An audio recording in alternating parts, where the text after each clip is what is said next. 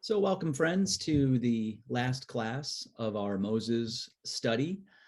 Um, I think it's been one of those classes that's been characterized kind of less by kind of intensive biblical analysis and more about finding ways into the story that very much connects to our own faith lives and our faith journeys. And this last session is definitely going to pick up on a lot of those types of themes. We're going to be finishing up what we call the Exodus story by looking at the book of Deuteronomy today. And Deuteronomy is an amazing book. In fact, if you were going to only read one of the books of the Torah, the first 5 books of the Old Testament, it's up there. I mean, I know it's hard to pass up Genesis because it's got so many amazing stories, but Deuteronomy is wonderful because it tells the story of Moses leading the people to the brink of the promised land and getting the opportunity to actually climb to the top of Mount Nebo and kind of see the lay of what's before them before Moses dies. And, you know, the way Deuteronomy comes across is it conveys kind of Moses' concern that after all this time and after everything they've been through, he's kind of nervous that the people are going to forget who they are and whose they are and what the whole point of all this was. And so he really he's impressing upon them to remember and to keep things at the forefront. And so the way that Deuteronomy is crafted, it's sort of these summary discourses, these discourses near the end of his life, where he's basically saying all the things that he thinks are most important to remind them of all the stuff he wants them. He wants them to not only remember the important parts of the law, but to pass everything on to their children. That's an important one. And Deuteronomy means second law, literally. But it's not really a second law. It's really a summary of the whole Exodus story, and it kind of wraps it up very neatly. It's almost like campfire stories. You could think of each one of these discourses as being excellent to tell around at a setting where it's almost like storytelling, and it really helps, I think, to make it more memorable. And I think, as we've talked about, not only is it effective for a people that have been wandering and are about to move into the promised land, but remember when it was written down, and that it was written most likely, again, we're not positive, but most likely it was written during the Babylonian exile, when people had been away from their homeland and the purity of their religious practices for generations. So there's a lot of connection here, the way the story is shaped for Exodus and Numbers and Deuteronomy. All of that is to help the people remember who they are when they're in a time of exile or away or wandering. See, it works well both instances. So that's also who's being spoken to here, the ones that remain kind of in different times, separated from their traditions, from their identity, or could be. So today will be a kind of discussion of some of what Moses is talking about, what he thinks is most important. We want to talk about, the importance of passing down the faith and what that looks like to Moses, what it looks like to us. We're going to talk about the emphasis that Deuteronomy places on loving God, and also how it moves later into the commandment that Jesus picks up on, this idea of loving neighbor. But we're going to really look at that and how remembering that and keeping that at the front is so crucial. Okay. And then we're going to look at just what this whole promised land is, what it looks like, what it really represents, based on the way it's presented here in Deuteronomy in particular. I think it's kind of interesting the way they talk about it here. So that's kind of how we'll handle this wrap up session here. But as we get started, as usual, let's open it up for any kind of reflections, comments on the study itself, maybe on some of the material for this week, just anything that might be on your on your heart. Bonnie, and then Jane. Well, the first thing that hit me right off the bat was when I read, I think it's Deuteronomy 4:5. Is that right? Thou shalt love the Lord thy God with all thy heart and all thy soul and all thy might. And the reason that hit me, and I don't know if any of you watched Matthew McConaughey when he talked in the press conference, the White House press conference, but he mentioned that one of the little girls, and I don't remember what her name was, I'm sorry, had been memorizing that verse, and she was going to say that Wednesday night at her church service, and she never got a chance to say it. And so now I think I mean, I've heard that verse many times, but I think now every time that I hear that, I will think of that little girl in Uvalde that had memorized that verse and never had a chance to recite it to anyone. Yeah, that's profound, Bonnie. And I hope that one way or another, that memory will stir something that kind of, in you and in anyone that knows that verse, that knows that situation. I hope it stirs something in us that moves us from more than just remembering, but to something that affects change, that honors, that voice that has been, violently removed. So thank you for bringing that up. That is how these things can happen. And I suppose now that you've shared that, maybe all of us will be thinking of that when we hear these words. Thank you. Jane? I too was struck by the wording of the command that Moses talked about to how and loving God, and I went back and found the verses in Matthew and in John that are so similar in their wording, and I'm glad we're going to talk about that because I think, wow, it's carried forward. It's true. And, you bring up something that actually is something I wanted to share too. And that is that outside of the Psalms, Deuteronomy is the single most quoted book in the Gospels for Jesus to utilize, because it does such a good job of kind of taking all the details. I mean, it's a shorter book than Leviticus, Numbers, and Exodus combined, so it's it kind of takes it and gives it to us in a nugget form that still conveys a lot of truth. So it really is, it just does a great job of communicating this. But yes, it is similar because they are drawing from it. They're drawing very directly from it in many cases. Marilyn?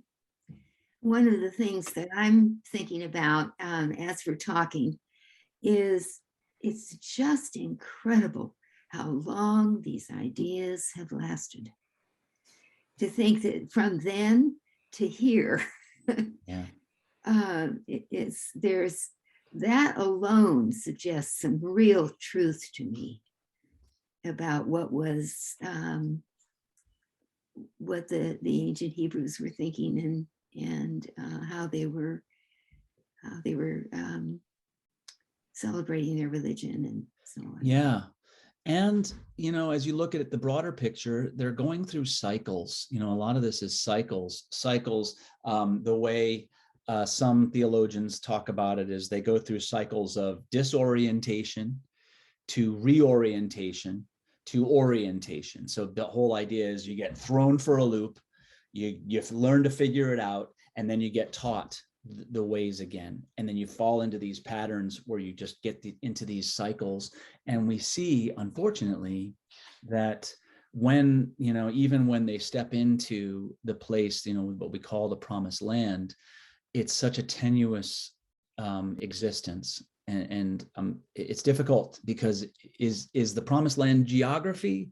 Well, we'll talk about that, but it's tenuous, and it's like we've glimpsed it for so long, and the way they talk about it and the hopes that they have, as you name, Marilyn, it's like these are still our aspirations, and we still feel in many ways like we're on the outskirts of that. Maybe we can see it, but it's been hard to find it, hard to live it, hard to create it in a way that feels like we've actually gotten there, arrived, so to speak.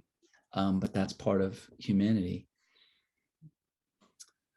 And Jane, and then I think When Bruce. you just mentioned the promised land, and is it geography or is it a hope of how things can be? And I thought, America, look at our ideals that we tried to instill in the very beginning, that all men are created equal. And we have struggled mightily with that our entire existence as a country. We're not the promised land that we truly want to be. We still haven't achieved that.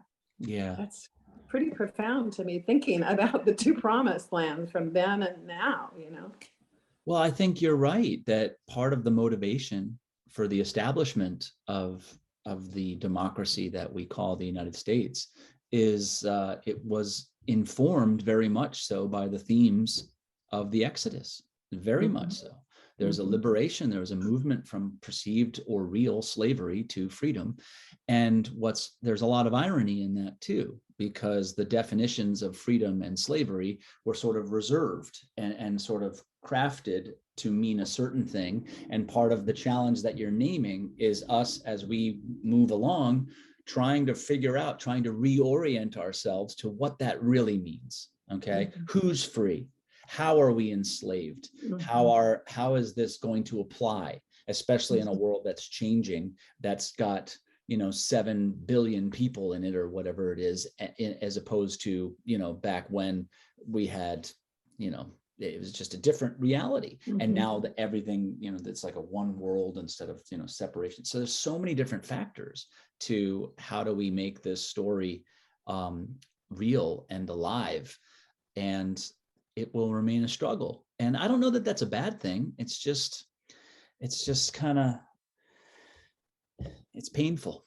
It's a painful to go through and to watch, and sometimes to feel, that it's something that is difficult to change. It's so slow moving, and we feel like we're repeating ourselves. But as we say that, we're in good company. This is what it's been like for generations, for millennia. For the human condition. So there's no cause to give up. It's just that it is a painful move to kind of, create these things and to move forward together. So yeah, that's partly what Moses was trying to figure out too. No question. Boyce? And then Ken? I remember that when we started this study of Moses, I think you called him the reluctant prophet. And this last reading, it seems like it really says, even though he was reluctant, he really got into it, because it's so important to him to remember all these lessons and instructions and not to forget them, and not to get into the thing of, oh, I've done all this. Oh, it's me that's done all this, rather than giving the credit to God and recognizing that it's God who did all this. And so I just found that kind of interesting, how he's reluctant, but yet he really gets into how important what he has done is, or God has done through him. There's an arc to his story, and the early years, or the first 40 years, because it's broken up into 40, 80, 120. He dies at 120. Again, these are all symbolic numbers, but the first portion of his life was characterized by reluctance. And then the second part of his life was characterized by that sort of, man of action, and leading the people, still struggling, still trying to deal with it, but much less reluctant, had his moments of complaint, but they all did. But then at this stage, as you're noting, he kind of steps into a little more of a fullness of a sense of identity. And the things he says are the kind of things that a lot of us end up focusing on, I think, as we come nearer to the end of our lives. And that is like, what is it that we'd want to share? And we'll get into some of that. What would we want to communicate? What feels essential? This is somewhat of what Deuteronomy is covering here.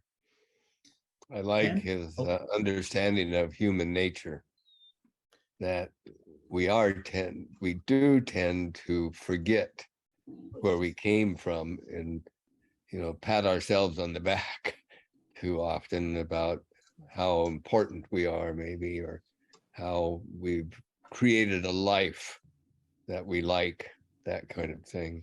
Sure. So, Oh, there's a lot of distraction. In fact, the scripture I'm preaching on this Sunday, even though I recorded it, it's from James, and it's the passage from when James says, we all look in the mirror and we see so clearly as we're looking in the mirror, but we forget who we are as soon as we turn away.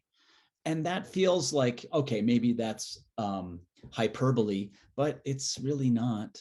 I think we do forget that quickly. Moses is concerned about that very thing in these passages, for sure. Ken? In Deuteronomy 6:4-9, it talks about putting the message on the mezuzah. And we have a mezuzah on our door. I got it years ago. Somebody gave it to me when we were in Israel. And I had to come up with what would be an appropriate text for me to include in it. And I had a theme text that I chose when I was ordained. And that was from Timothy. But I decided to write out the Lord's Prayer and put it in our mezuzah.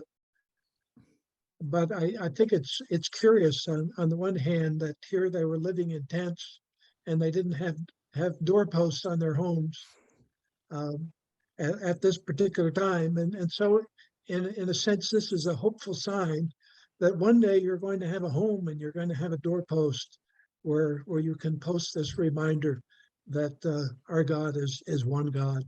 Great insight there, Ken. And we will be touching on that too, that sort of that admonishment or that instruction for them to keep the certain scriptures close to their heart and to their memory, and how that connects to us and how it is that we relate to that. You just shared very powerfully. How do we do that? What are ways that we can keep these essential teachings close to our heart? But absolutely, that idea that talking about doorposts in a context of wandering in the wilderness, it might seem that it's that there's just a disconnect there, but it's not. It's really forward thinking, and I think it's related to that future reality when there will be home. This is not the end of your story, just because Moses is reaching the end of his. The story of Israel goes on. These are great insights, and I want to welcome Margaret and Peter. We saw you join in, but anyone else just have any comments they'd like to make before we get into our readings? Ken and then Bonnie.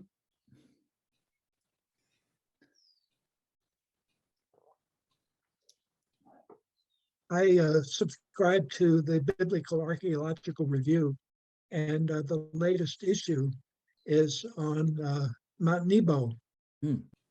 And I was amazed that it was a major place where pilgrims would want to come. And so there were hundreds of monks that lived in monasteries all around Mount Nebo. There were about 1,000 of them altogether to host all of the pilgrims who came to that site. It was a major pilgrimage site in the 300s and 400s and on into the Middle Ages. And then one of the interesting sites at the main worshiping place is the tomb of Moses. They found it just a few years ago, and of course it's an empty tomb because we don't know. Well, that's what the story even says. Yeah, he was buried and no one knows where he was buried. That sort of thing. It allows it to be right. Yeah, it's interesting. But they decided they needed something to honor him, and so they put this empty tomb in the middle of their place of worship. We do that. That's what we do. I mean, that's why you go through so many churches in Europe and all of them have a thorn or a piece of the cross or something like that. And if you put all those together, you'd have a crown of thorns the size of Texas. But it's just what we do. We want to have something to commemorate. I don't think there's anything wrong with that, but yes, and the Franciscan monks have I think it's St. Catherine's there on Mount Nebo. Insofar as that's the same Mount Nebo, we're not positive, but yeah, it's definitely, it's a huge tourist attraction. And Peter, when you did your tour of Israel, did you all go to Mount Nebo? We did. Yeah. Yeah, we sat up there. I was just thinking of it. And looked over west toward the promised land. Yes. So how far can you see, from the top of Mount Nebo? You can see, obviously Quite a the Dead ways. Sea, and you can see into Judah and the plains there. You can see towards Jericho. You can see so far. It's a beautiful, and it's only 2,200 feet. It's not super high, but everything else is so flat, correct? Yeah. Yeah. Yeah. It was a remarkable feeling to be there and to know the history and to think of what was to come. Yes, exactly. No, it's powerful. Thank you. Bonnie, I had seen your hand up too.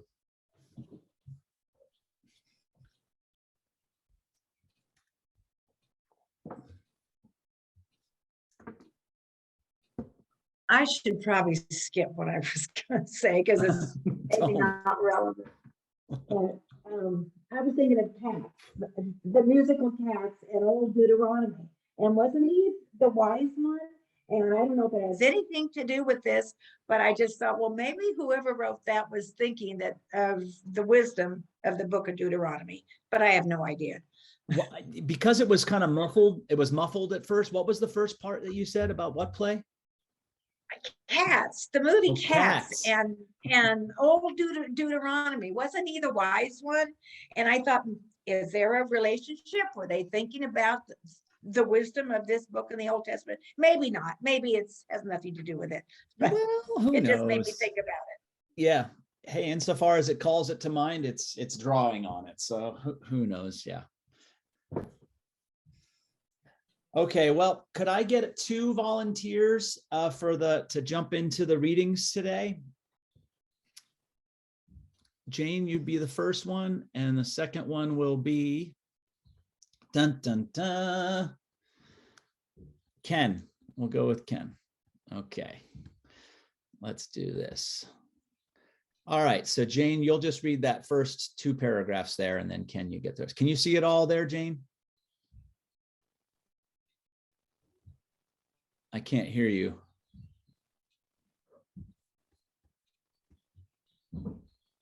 Jane, you're still muted. Okay. Can you see it all? Deuteronomy Okay. 6:4-7 and 20-25. Hear, O Israel, the Lord is our God, the Lord alone. You shall love the Lord God with all your heart and with all your soul and with all your might.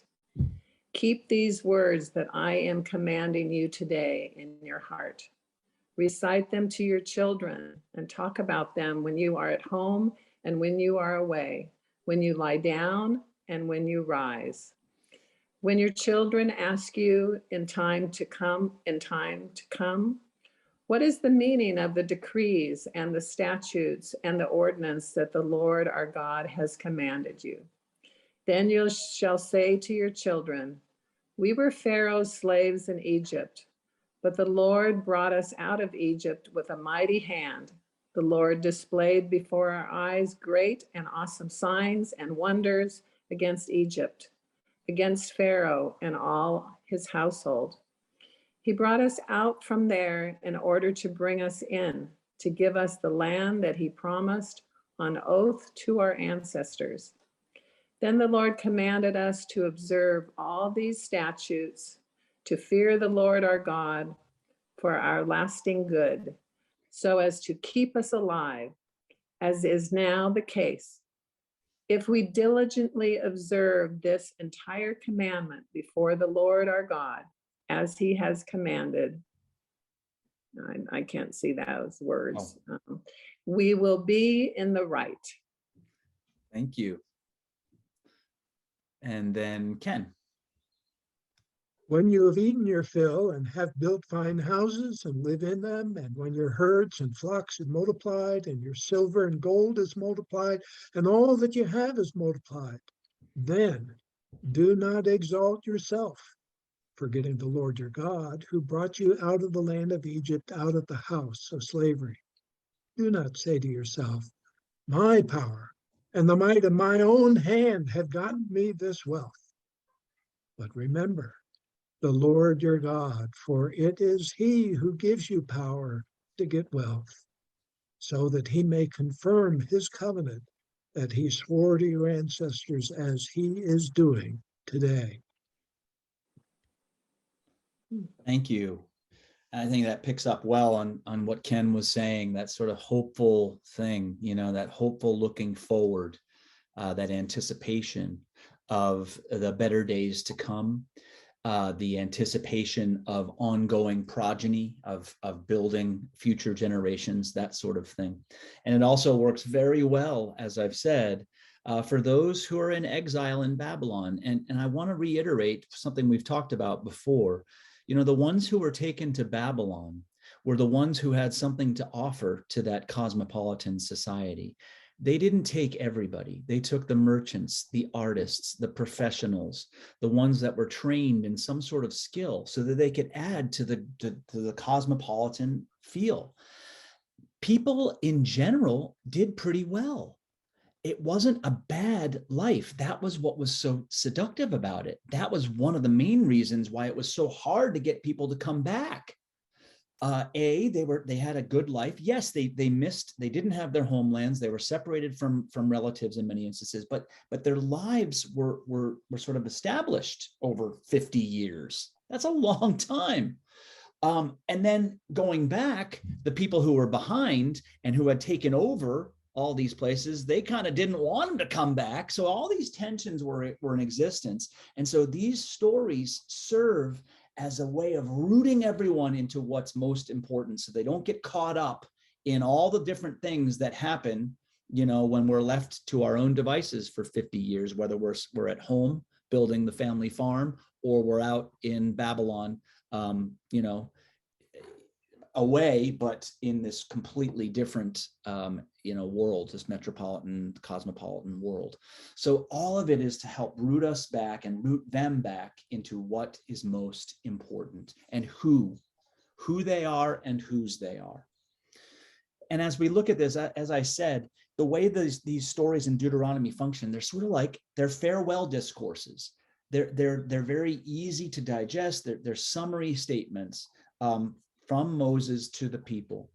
And it makes me think of this to start off with, just to get us into the frame of mind. If you knew that your life was coming to its close, what would you want to say? What are some of the things that come up for you when you just put that in your heart? What would you want to say to your friends and family that feel most important? Because that's what Moses was doing. What would come up for you? You don't need to overthink it, and it doesn't need to be comprehensive. Just some of the stuff that comes to mind. What feels most important? Margaret? Well, of course, I'm at the end, and I have told my children how much I value them, and I am so glad that I have them. I feel very privileged, and I just wish them well. That is, I don't know why it's so poignant to hear it from you as you say it, but yeah, that's it's beautiful to say that you're proud of them, that you're thankful, that we're grateful for this life, for all the ups and downs that it is, but So yeah. And that's sort of, yes, there's a lot of instruction, but Moses is speaking like that too.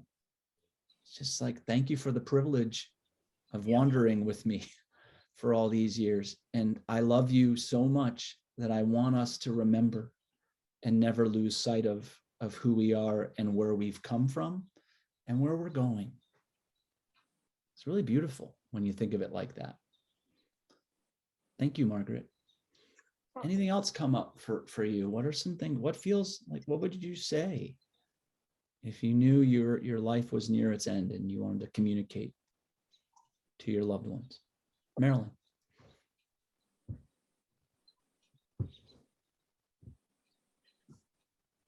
I actually have been reading some wonderful books, kind of getting in preparation for the end of my own life. I don't want to feel sad or scared. I would like to be able to live my life feeling that right to the very end, it was a good life. Yeah. And so I've been sharing some of those books with my daughters and with my grandchildren. They're very, now I'm going to blank on the word. What's the most recent version of physics? Of physics? Quantum physics? Yeah, quantum physics. They are very much based on quantum physics and what it has to tell us, to teach us about how we can have kind of a spiritual effect on things that we never knew before we could, but now it's been possible to measure it, and it seems to definitely be the case. And so I'm not going to get into it a lot, but I just have, it has been a wonderful eye-opener for me. And I've even gone so far as to tell the doctor, you know, if I die, don't feel sad for me. I'm not going to be sad. You know, you know, our tears often, it's more when we cry, we are often crying for ourselves, you know, and for what feels like it's changed or what is now missing. You know, we miss the person, but we miss the relationship. We miss other things. But yeah, that's beautiful. And I do love that of living life with intention. And then just the idea of maybe putting these things down, whether you're doing something formal, like say one of those Storyworth approaches to writing your own life story in that way, and that they're really powerful, or just paying attention.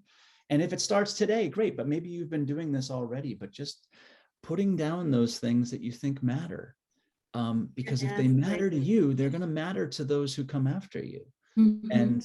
And to give that as a gift is just, it's profound. And I think that's partly what Moses was doing here, is giving a gift to the Israelite people that he gave his whole life to serve, to lead. So yeah, anyone else? What are things that came up or that come up for you when you think about sharing what's most important with your loved ones?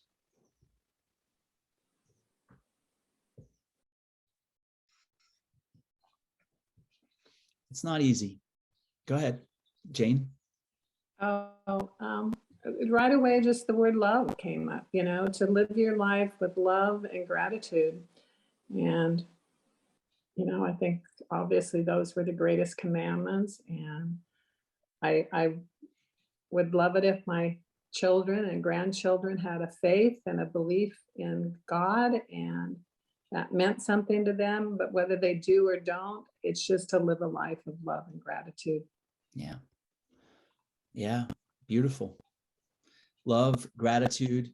One of the things that came up for me was trying to be present, being present with your life, with your moments, and with those around you. That's what I long for myself, but also for every one of us in a world that's got so many distractions. And how many of us go to a site, let's use Mount Nebo, and how many people instantly whip out their cameras and take a video so they'll be able to remember it. And it's like they're already remembering it before they're really even experiencing it. And just taking that time to just to take things in, it's such a gift. And I feel like it's often it just becomes challenging to do that. So that's what came up for me, being present to your life and to those around you. it's good to think about these things, and that's part of, as we think about them, we, I think, can step into a little bit of what Moses was doing, or Moses, or the author of Deuteronomy was doing there. So that gets us a little bit into the mindset that prepares us to enter into that space where Moses was hoping his people would go, But before we get into that idea of the promised land and stuff, I want to talk about this. What we've seen as we've tracked Moses' story to this point is that there are constant threats to their identity, to their livelihood, to their existence, to their faith. Throughout ancient Israel, whether it was the slavery in Egypt and the danger of that, whether it was the wandering in the wilderness and how difficult that was to keep everyone together and moving forward together, the influence of other foreign cultures in and around them, and down the road, the exiles that we read about in Assyria and Babylon that become places of diffusion, and it's hard to keep your sense of identity and who you are when you're so influenced by all these different cultures. And it raises a question, at least in the mind of many kind of theologians, and that is, it doesn't really matter if it's Israel's faith or our own faith, but we're always, this is what they contend, we're always just one generation away from extinction. That faith, while powerful and lasting, is yet very tenuous. That one generation, and it can go away. And that seems to be some of the concern that Moses has. Why he's talking about so many times, tell your children, convey it. And again, not necessarily in a do this, not like fear of losing everything, but that just seems to be truth. And I'd love to hear what you think about that. That idea that we're just one generation away from extinction in terms of faith. Ken? Something in relationship to that, I just recently bought a book on the history of libraries. And the way that history begins is that people establish a library and they place books in the library. But within a generation, they've lost their meaning to the generation that follows. And so very often the libraries fall in decay, or it get redesigned or repurposed or something rather. And so even in something like libraries, which is an effort to pass on to future generations all the learnings and things that we value and so on, they have a very tenuous existence. Yes, absolutely. Thank you. And I think that does connect well. The idea is the stories of faith. They can easily become the stories of a previous generation and not our own stories. And we're part of a tradition that embraces that idea that it's not only the stories of our ancestors that we celebrate, but this idea that God is still speaking, so that there are new stories, there are new scriptures, there are new connections being made, new relationships being formed and articulated between God and creation. So stay tuned, stay open to it.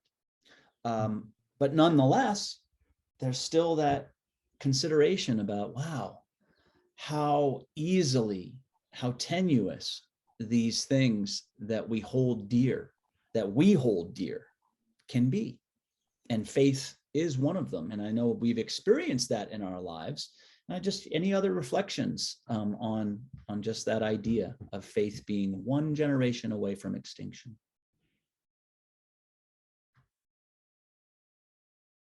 Bonnie? I guess I think of that especially in terms of the church.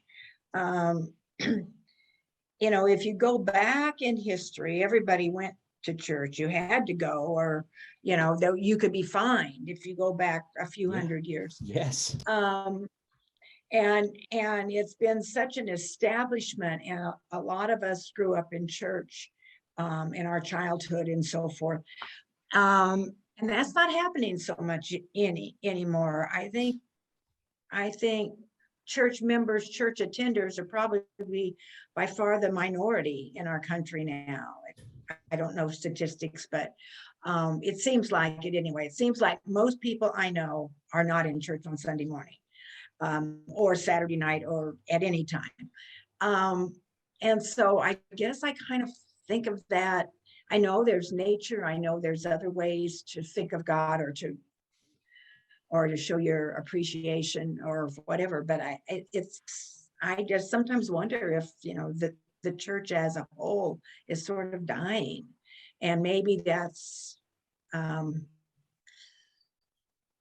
maybe that part of our culture, or that part of our tradition and families are sort of dying out. I don't know.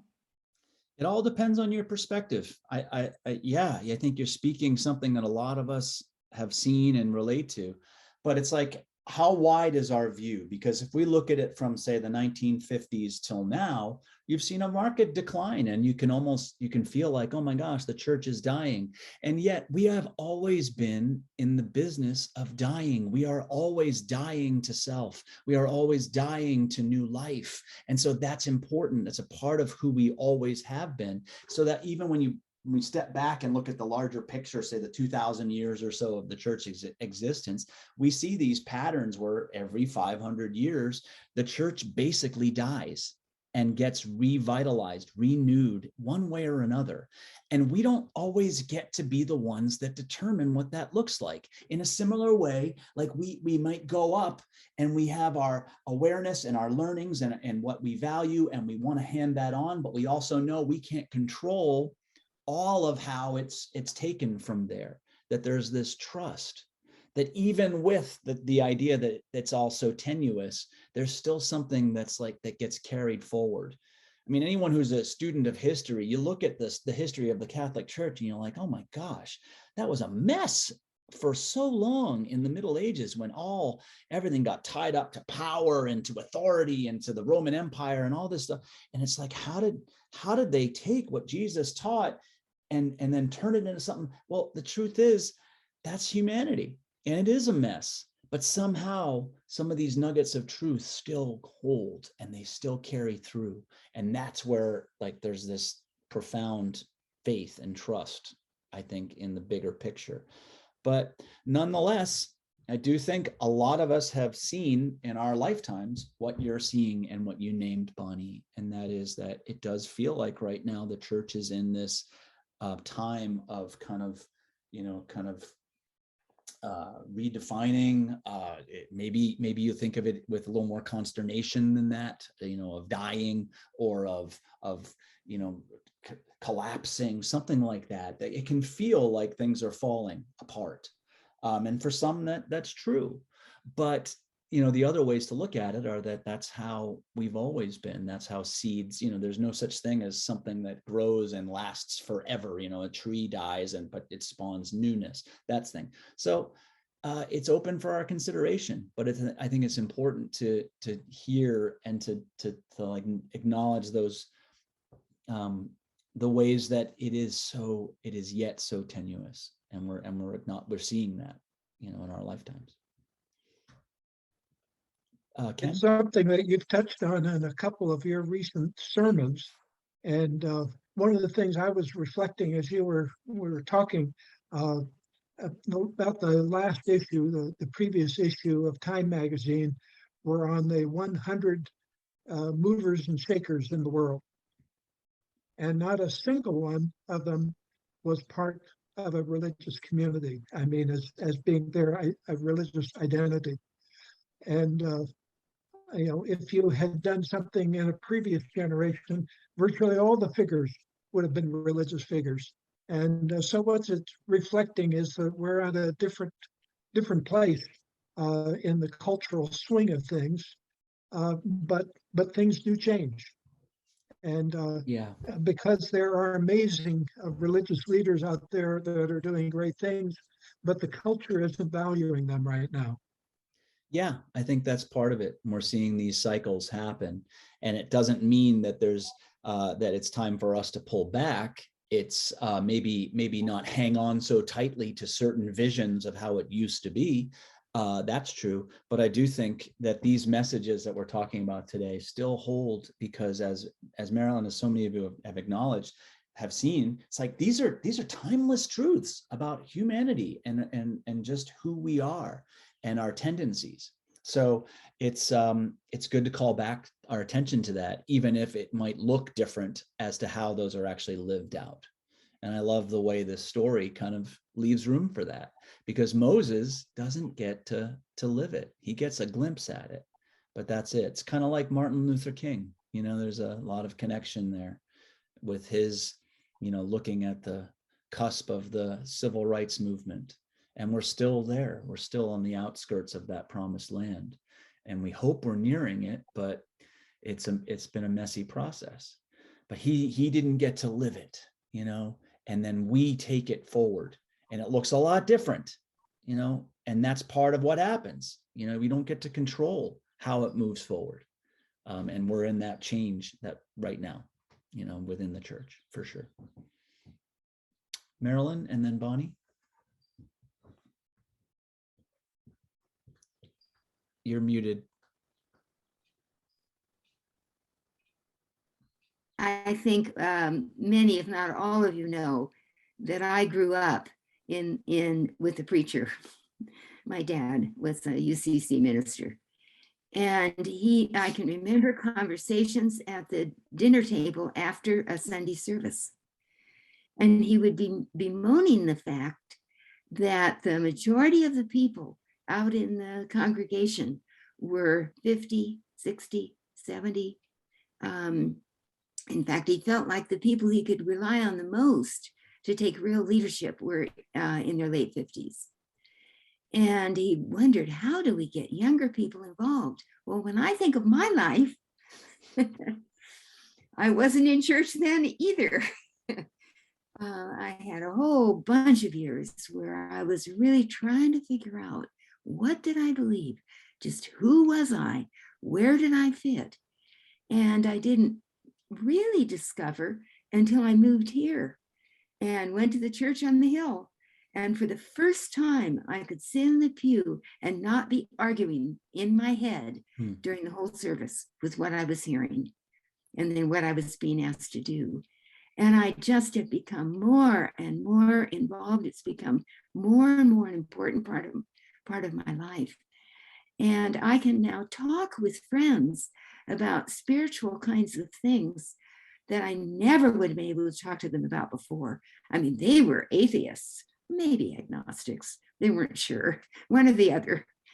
And but now they have really, I don't know, as they have become in their 70s and now late 70s, what didn't make any sense to them is very important to them now.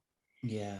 So I think when we think about the church dying and that it used to be more active or whatever, not necessarily, maybe some churches, but not all of them. There still was that phenomenon of church having the most meaning and being the most attractive to older people. Absolutely. And there's so much truth there. And we do get tied up sometimes, and it's important to be reflective all the time, but we get tied up in trying to get younger people into the church. But the point is, as you're sort of suggesting, we're all children. So whatever our age happens to be, it's okay. And don't forget that, and look at that opening that you experienced in some of your, what some might say later years, but it just broke you wide open to not only be and participate in church, but then to share outside of church, to be able to talk differently. And that is such an opener, that's huge. That's huge. So thank you. Bonnie, did you want to add something too? I was just going to say, I don't think any of us would want to go back to the days of the Puritans where you were forced to go to church and it was mandatory, and all of the, the structure and everything at that time. We have much more freedom now. And so I think at least if you're a part of it, it's voluntary. This is because this is what you really want to do. This is what you really want to believe in and participate in. And in some ways, maybe that's much more meaningful than when it's so dogmatic and it's involved with the government and everything else like it was back. So I think as a country, in some ways, it seems like, one nation under God, and we're sort of, are we or aren't we? In some ways, it may look like we've gotten further away from that, but on another perspective, maybe that isn't the case. Maybe people now are in some ways, I don't want to say everybody's closer to God, but at least we have choices, and we have voluntary participation, whether we're part of a church or not. In some ways, spiritual life maybe has expanded. I don't know. I think you're onto something. And for some people that can be really heartening, because I do agree. I don't think spiritual hunger is any less today than it ever has been, but there is a plethora of places to find expression for that spiritual hunger, or for finding the nourishment. And some of them are churches and some of them are other places. And some people find that to be, concerning, because they think there's areas of distraction and they get caught up in things that are right or wrong and that sort of thing. But others, as you're sort of indicating, kind of look at that and feel like, okay, there's just different things. There's just different paths here. So sometimes when we get caught up in saying, no, it has to be this way, and get dogmatic about that actually can stunt, kind of these connections and conversations. So it's an ongoing, people are still having this, and there's a lot of different perspective on it, these conversations. A lot of us were raised to, as parents, bring your kids to church, let them be trained, in Sunday school, that sort of thing. Give your kids over to the teachings and trust that they will get what they need. But when we read this passage, the way Moses talks about it, it's so personal, where he's talking about, tell them your story, tell them how much God means to you, tell them how much your faith means to you. And it's sort of the difference, a little bit of what Marilyn, you were talking about, just like you go from that place of just instruction and receiving, dogmatic, like you were saying, Bonnie, to that place of, no, now I feel like I really want to share this with you, and not in a way that's trying to convince you of anything, but just, I want to tell you why this is so important to me. And I think that we as parents, we're not necessarily given that kind of instruction, which I think Moses is clearly saying. Don't just give over all the training to someone else for your kids' religion and spirit, but talk to them about your beliefs in God, what feels most important, your experience of God in prayer and in nature, these things, the places where you fall down. My goodness, when I left my last church, and the last sermon I did was kind of like along those lines about the things that I really wanted them to leave them with. It was very personal. They said, that was awesome. And it made us realize that I don't know that we heard that that much your whole time, you know what I mean? That personal approach. And they said, that was really beautiful. And it impacted me. And I've tried to bring in a little bit more of that into my weekly messages, the things that I feel and believe and where I struggle and all of that. It's so vital to a real sense of living faith, of something that's, that you're working with and growing with, the struggle of faith. So I said a lot there, but in your own experience, have you found yourself talking with your children like that? in that more personal way? And what's been the response, if you have?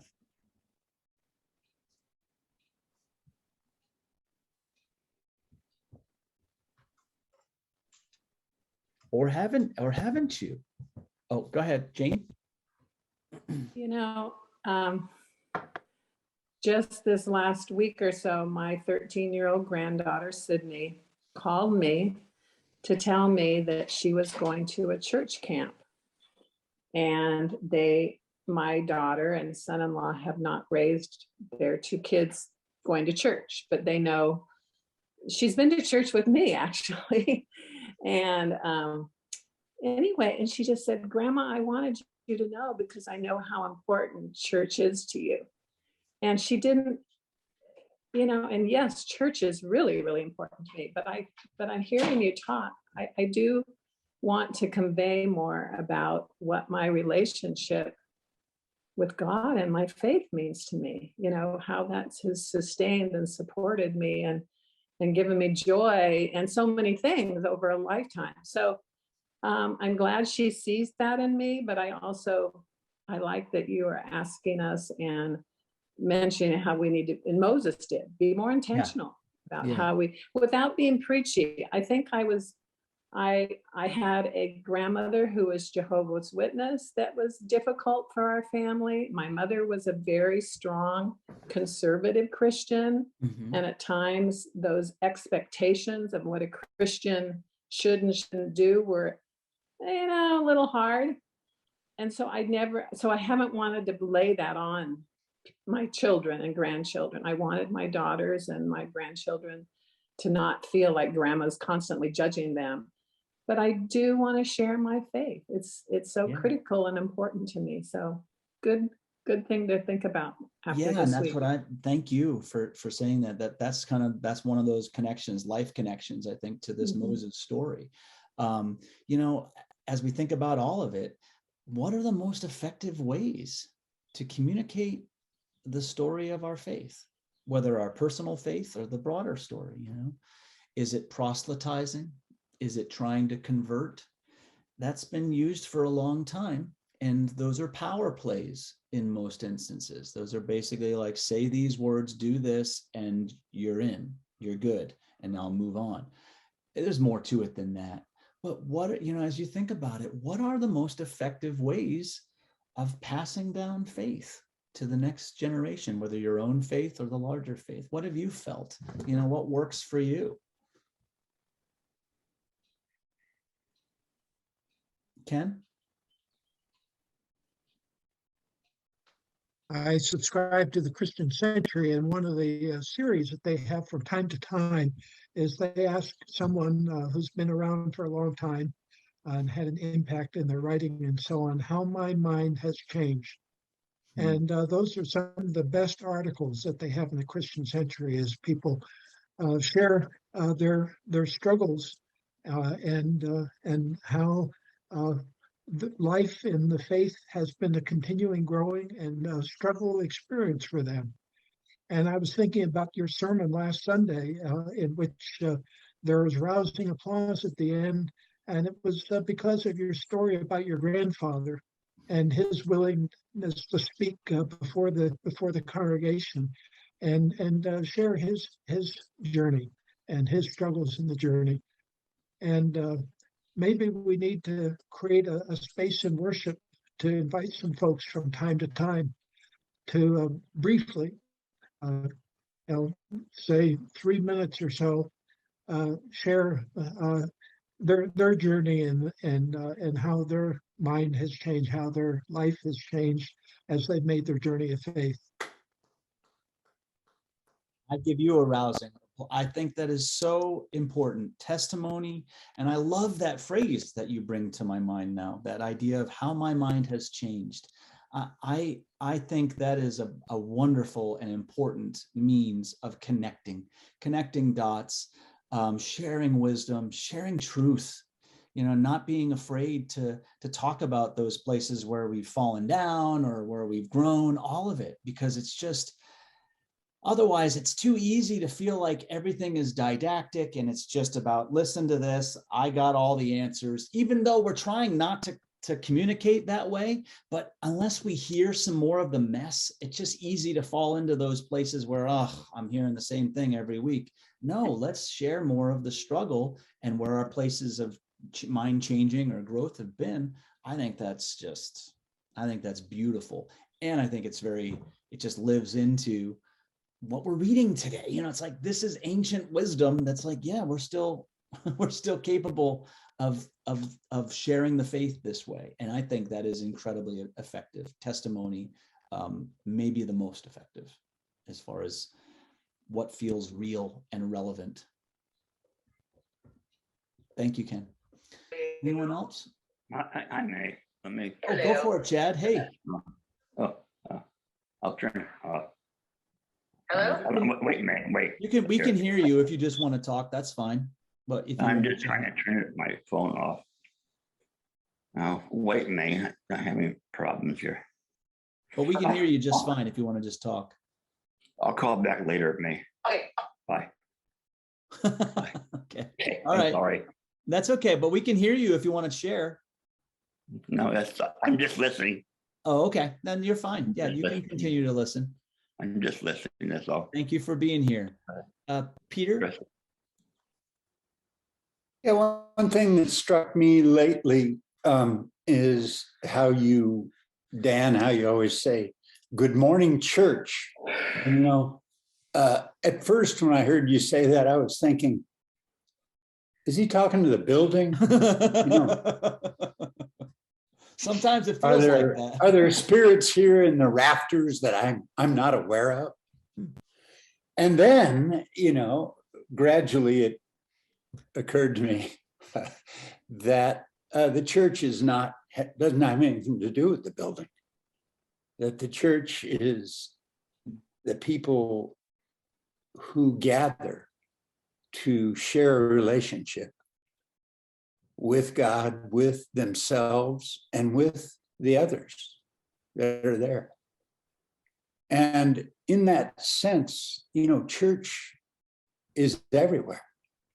Church, the potential for church exists in people's men's groups, as you mentioned, in AA, in sewing groups, in families, in casual people I pass on the street while I'm walking the dog. I think anybody who loves God or loves what God stands for can share that as a church, anytime, any place. Beautiful. And it gives me hope, and it gives me a sense of relationship we've been talking about that everybody has. It's not your political beliefs that make you different from me. Much more important are the things we have in common. And when you say church, that touches on those common feelings, those common hopes that I think we can build on. No question, Peter. Thank you. It's like a rippling out, isn't it? And when we have that idea of that expanding view of church, then all of a sudden the people we see are not just others that might interrupt us or become a burden or a hassle, but we can see them differently. We can see a spark inside of them, and it gives us a whole different approach. And it might not mean we have to get into huge conversations with other people we pass. Sometimes that happens. That happens. But just when we're at the grocery store, just seeing one another with love and the spirit of gratitude and smiling and appreciating that they are who they are and they are there, that you bring that spirit where you go, you are rippling out church, and you are being church to people who may not understand it at first, but you keep planting those seeds, it will ripple out. And I tell you what, it feels profound to be that way. to bring the church out of the building. So, and that's what we started talking about. What are the things that you would say on your deathbed are most important? Because when you can identify and articulate those, like what Jane said, love and gratitude. So go in the grocery store, live that. Go be that, see each other that way. You're being church. You're expressing the deepest theology of your life that way. That's the connection, that we can create this. And then what it starts to do is, like Pete just said, wow, all of a sudden the church isn't dying at all. I'm part of its revival. I'm part of its reestablishment, because it means so much to me to bring the message of church out to the world. Because the message of church is not about convincing or converting anyone. It's about living something that's so vital, so important to you, so life-giving, that you can't help but share it. It starts with that. I think that's what Moses was, you know, if he could get that enthusiasm, that sort of spark, then the other stuff would naturally follow. You know, people who had that sort of just be attentive to how vital and how wonderful and important, and the struggle. Because look, if it's a struggle, it means you care enough to let it be a struggle. A lot of us face struggle and we're like, forget it. It's too hard. I'm done. You can do that with faith. But to me, the struggle in faith that is faith. That's what it's about. So then we bring all of that to our interactions, and it changes the world. It changes our world. Any other thoughts about this sort of thing? The effective ways, the most powerful ways that you've witnessed of sharing the message. Margaret? Well, the last 3 years, I've been kind of hemmed in, and people will say, oh, that poor soul. But I don't feel that way. I go out on the patio and I feel God is there. And I see so many things that are speaking to me that I feel blessed. Really, I really am blessed that God cares enough to show me all the things that are going around, and I can appreciate it. I'm such a, I don't know. I get on a soapbox and forget it. Oh my gosh, you're on a beautiful, it's not even a soapbox. You're speaking such truth, because I think when we get down to it, what you're talking about is the life-giving stuff. That's what's important, to be able to see that. To, you know, when we feel sorry for somebody, like you said, you know what it does? It kind of gives us permission to keep our distance. And what you just said is, don't feel sorry for me. No, come closer and appreciate that we have this moment and we have this right here. Don't worry about what happened in the past. Yes, it happened. It's important, but don't let it become the thing that separates us, because that's what it can do. Oh, I'm so sorry for you. Oh, it must have been so hard. Yeah, it's been hard, but we're here now. So let's be here together and appreciate that it's also beautiful, that it's also a lot of other things. And so you're teaching us, this is lived faith. This is theology in action, to be able to, and look, we're not saying Pollyanna, put on your blinders to the realities of the world. No, but we're saying take it all in and see with that lens that gives us, that informs us on a different level than the one that we often trudge along in, and stay focused on that. And these things that are essential. Yes, it makes you feel alive. Even when you're, not feeling your best, it gives you a spark. And that's what we're talking about. That's church. Anyone else? Marilyn? Like I keep, and then Steve. Go ahead. Like I keep putting up my hand an awful lot, but today in particular, I just, a lot of things are coming to me as we are talking, and it's wonderful. I didn't take my children regularly to church, my daughters. Certain spans of time in their lives, we would go, but really not regularly, but I felt like I was really trying to teach them how to live close to God and feeling love for other people, and all of that through how I interacted with them and through how I encouraged them to be. And now I see them doing the same thing with their children. And oh, how it warms my heart. It's a wonderful thing to see. And the way the children respond to it is really nice. And it's, yeah, you've shared with them not just the information about how important it is to not live a self-centered life always, but so you've shared that information, but then you've lived a life that also demonstrates that. And there's such a great connector there. And so it gives them a chance to live in those ways. Again, that's what Moses is talking about too. Don't forget that you're not just these self-contained little individuals that make and break yourselves, but that you're part of a fabric that is so much larger than you. You're part of God. So remember that, because when the chips get down, it's easy to forget. And if you feel lost and alone, you will remain there. But if you feel connected to a greater fabric, if you feel connected to something larger than yourselves, it gives you a chance to never forget who you really are and whose you really are, which is what can sometimes pull you out of those places of stuckness, you know?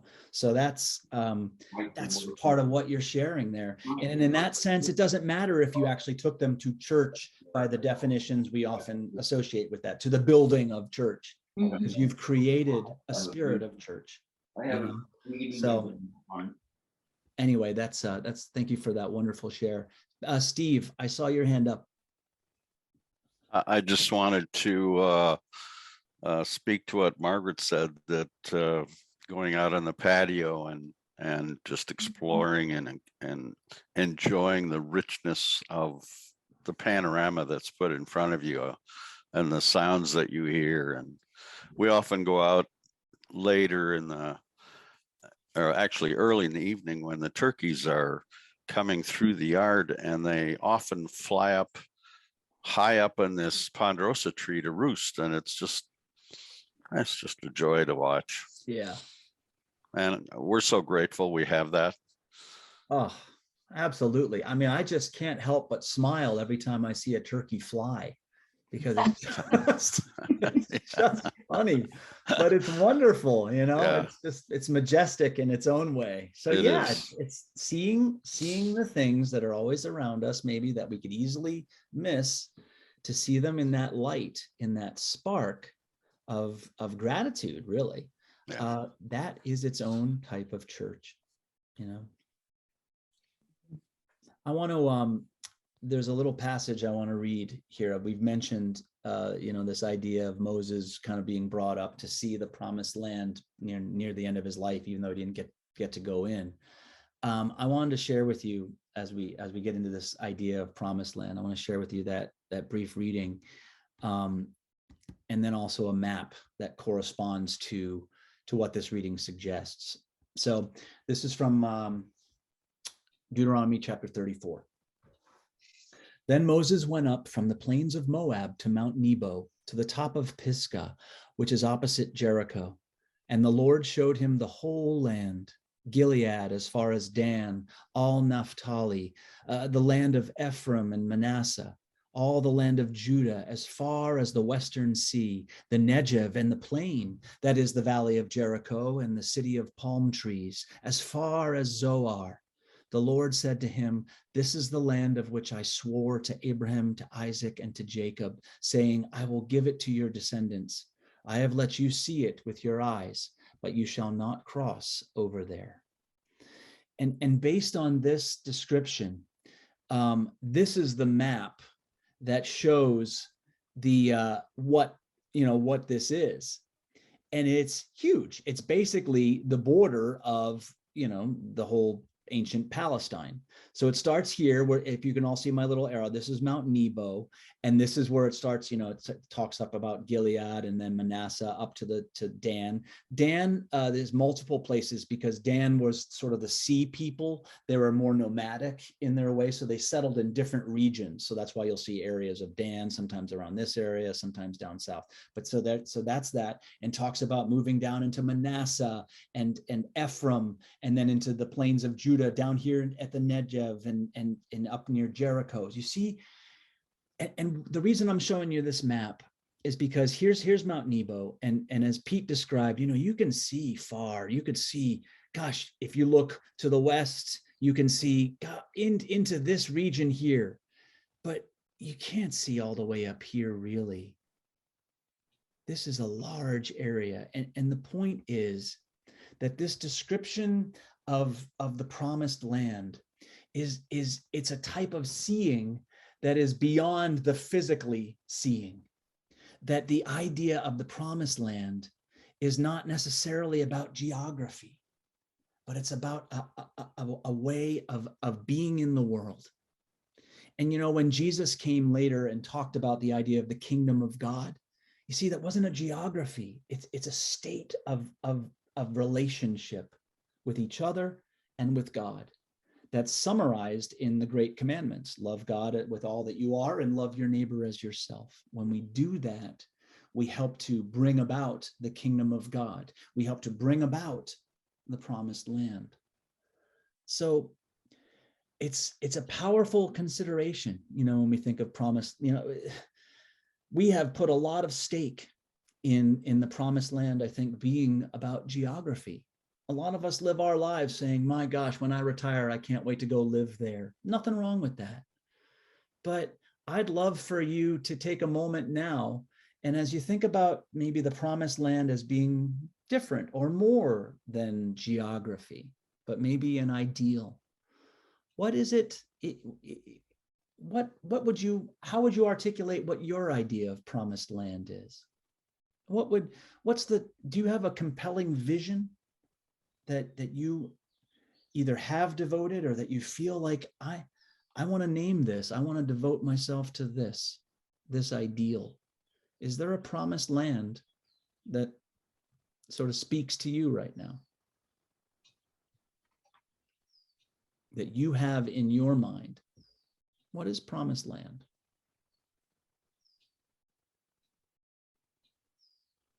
Bonnie?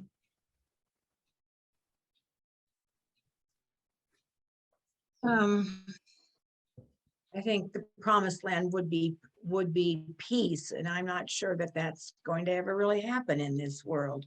It seems like there's always conflicts constantly, but we talk a lot about peace and a lot about world peace, and when you think of Martin Luther King, I have seen the promised land, and that was, I think, mostly thinking about racial equality, and that would be wonderful if we reach that someday, at least in our country. In fact, we're probably, well, I won't go, because there's other countries that also struggle with that, but I think that would be the promised land. I don't know that I believe it's going to ever really happen or ever be attainable, but that would be the ideal, I think. Yeah. That is a laudable and beautiful goal that can become crushing at the same time, because if it becomes too external to us, I think it can start to feel unattainable. And maybe one of the ways that we start with that, because that is a beautiful vision, but then look for the ways that you can embrace that promised land devotion, that goal within yourself, within your own life. How would that look like? What would it look like? It's kind of like maybe the way Pete redefined what his understanding of church was. Maybe it's a ripe time to redefine what peace is to you, and try to recognize I think we all can fall into that trap of, well, peace is this state of being that is outside of me and it's something that the world needs to accomplish. And that is partly true, but it will never get there if we do not embody it some way within ourselves, you know. It's what I don't know. What's does anything strike you there as far as, like, you know, opening yourself to devoting yourself to peace? Would it be, you know, on a more personal level?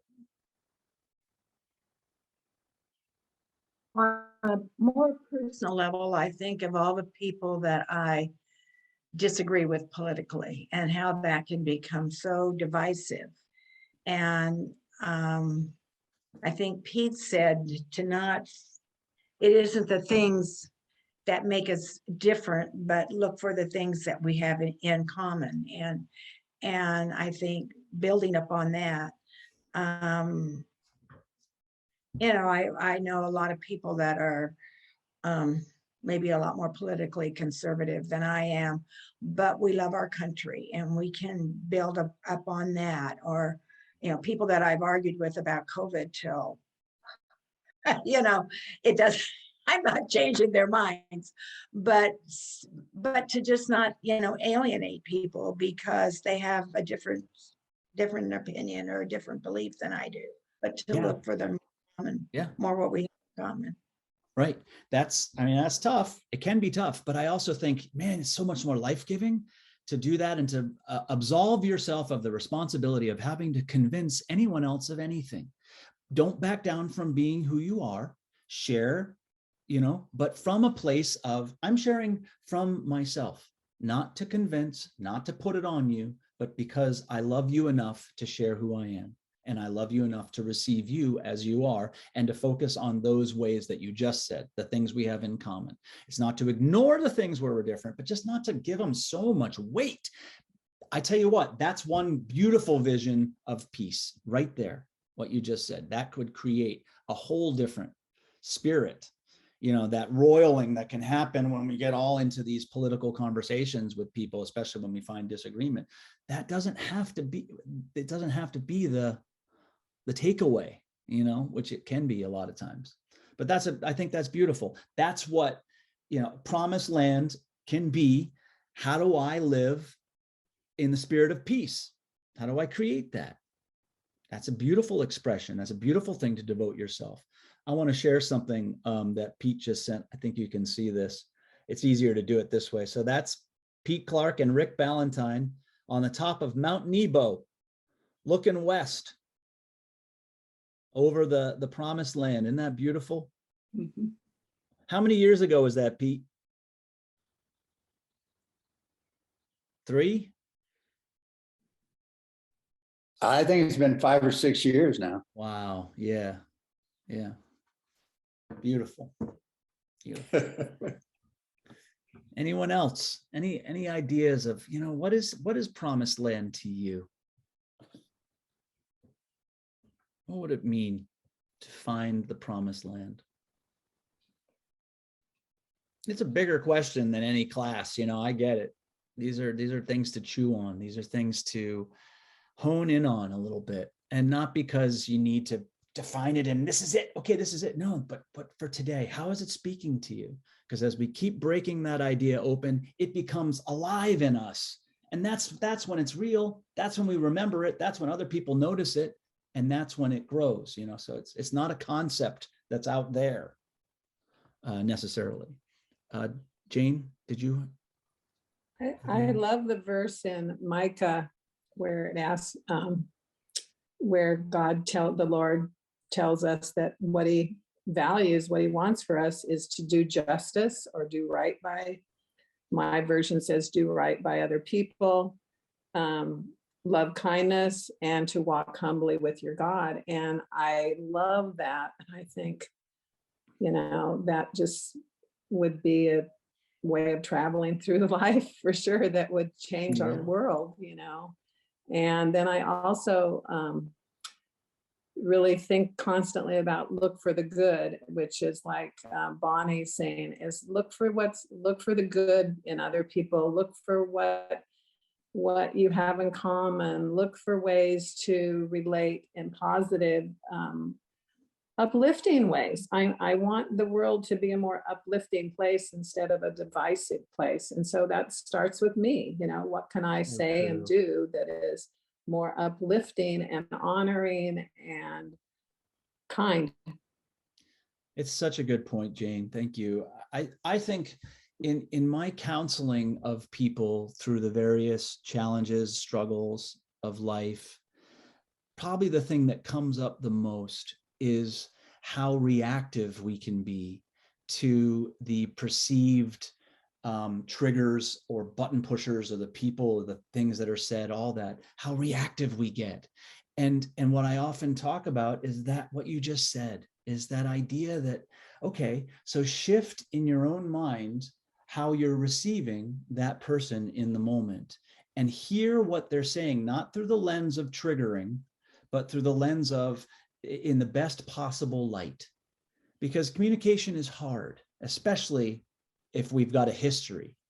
But the only way through, or at least if we don't want to get stuck in those patterns of again, guts being roiled all the time, to look at it that way, at least to give that a solid shot, I think could break open and maybe break through some of these places where we have been struggling for a while as individuals, as communities, as country, and bigger. And I just, yeah, what you just said, it's like, if it doesn't start in us, it's never going to start. So it really has to always come back to that. The promised land begins in us. Anyone else? As you think about promised land, we're coming nearer to the close. So as we think about promised land, or just this class, anything else about what your takeaways from this class might be? If you have anything you'd like to share, this would be, totally, you're welcome to do that now too. I always am thankful for you, for your presence here.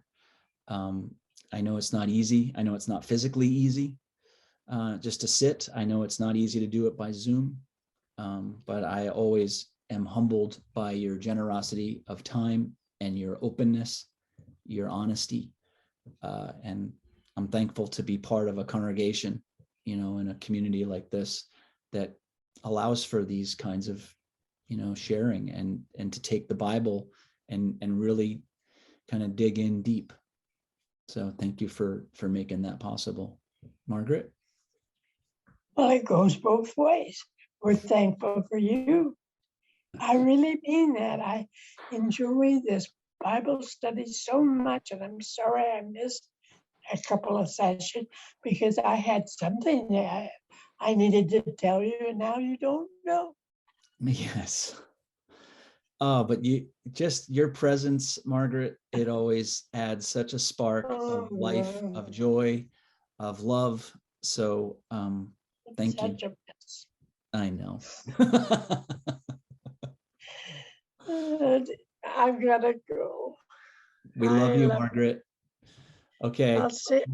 We'll be picking up the next one in the fall, in August. Okay. So stay tuned. And when we can, we'll meet live again. Okay. But we'll keep you posted on that. Okay. Okay. Thank you. Okay. Thank Bye-bye, you. Margaret. Yes, Boyce. Well, earlier we were chatting a bit about maybe the church is on its way out, or anyway, it's declining.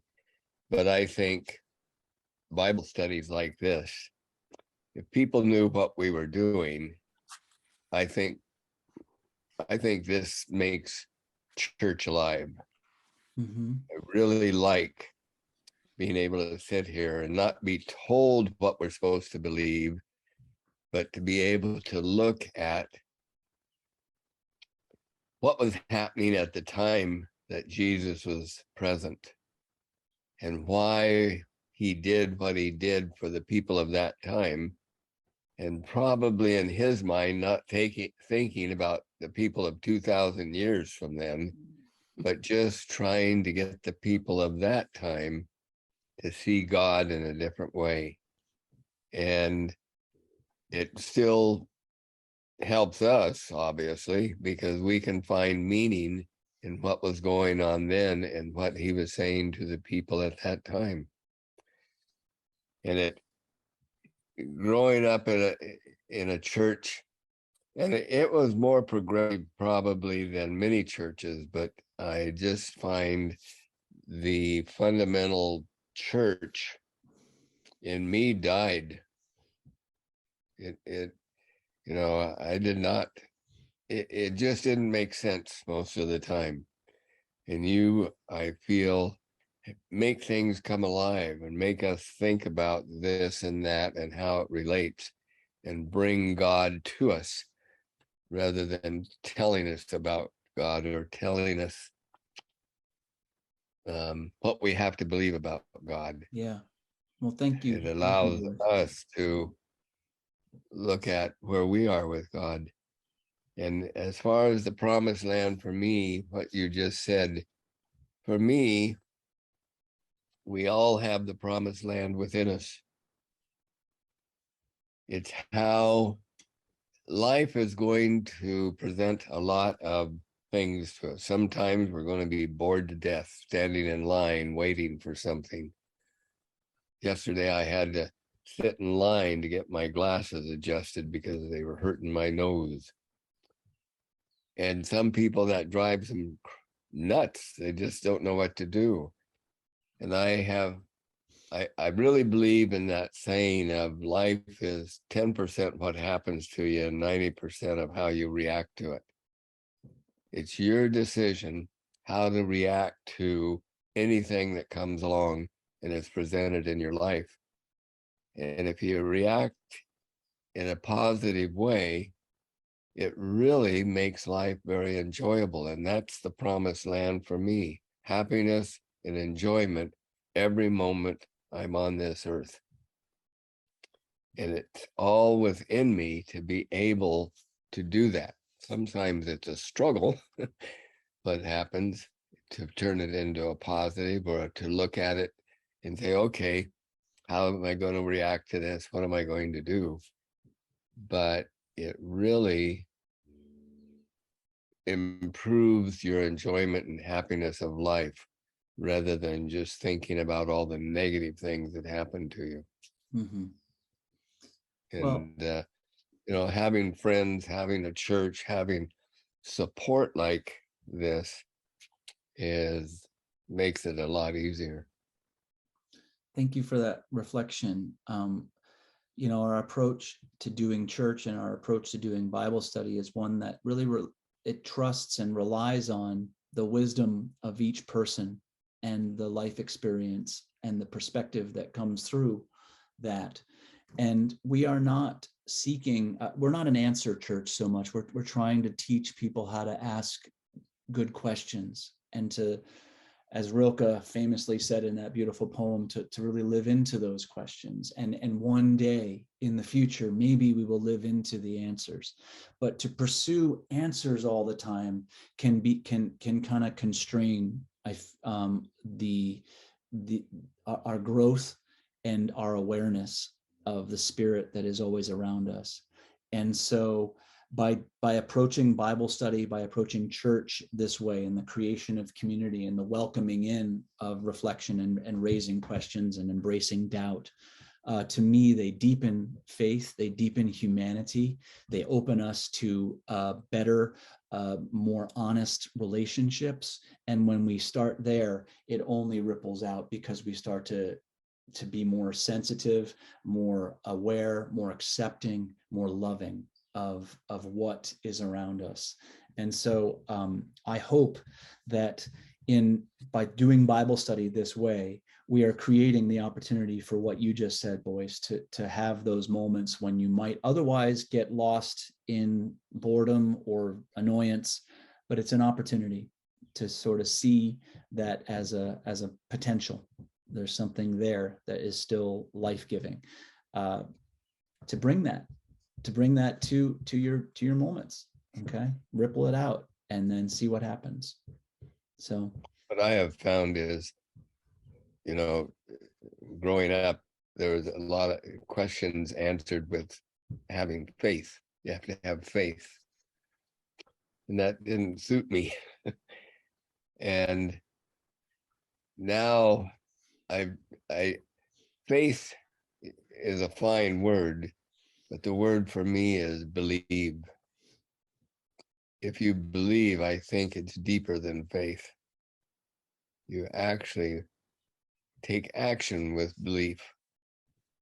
Faith, for me, you sit back and think about it, but to really believe it, you're going to move in that direction, whatever it is. So for me, belief is a much deeper word when it comes to my religion.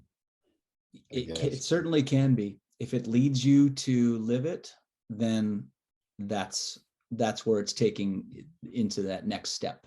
It's moving it beyond a head assertion or lip service. It moves it into kind of those things that James talks about, faith and living it in the world so that it can be alive, that it can be seen and known by people. Well, it's all part of it. The way we talk about it, Bible study, it's all part of helping that to happen. And I pray that it will help us to step forward to catch glimpses of the promised land in our own lives. What that, whatever that means, according to your hearts and your visions, wherever you devote yourself, what's important. But starting with the place of loving God, loving neighbor, and seeing each other through that lens, that's a huge starting point. So I hope that's part of the takeaway for all. But before we wrap it up, any other just closing comments? I don't want to shut anyone off, or if someone had something else they wanted to share. Well, I wanted to ask a question that totally has nothing to do with our Bible study, if I can, when everybody's done with the Bible study part. Okay.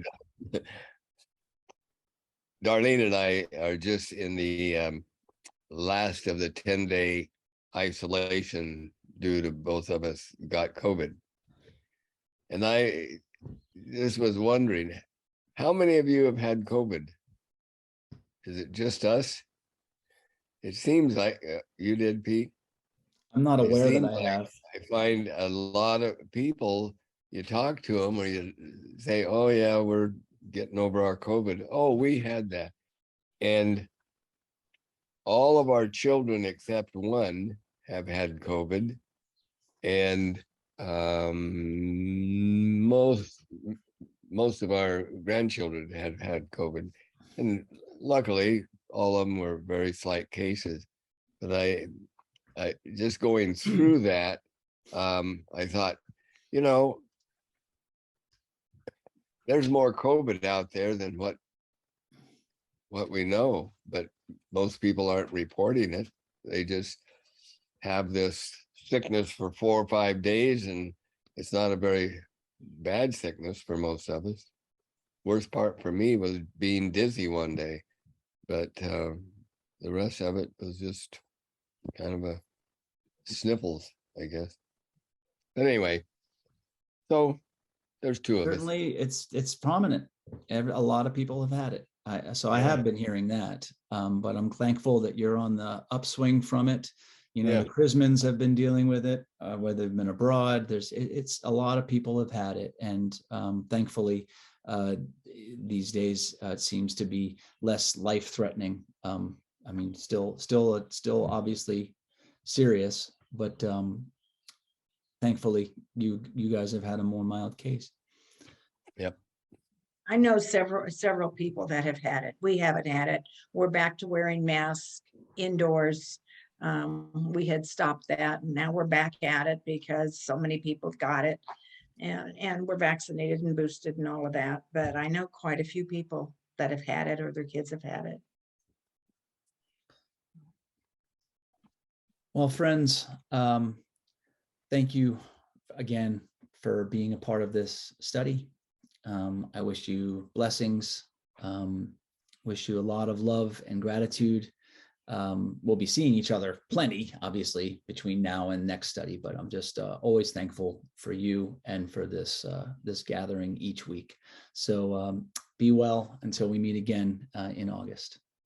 Glad you get some time off, Dan. Thank you, Dan. Thank you all. Thank Bye-bye. you. Thank you. Bye. Good travels, Dan, for your Thank whole you. family.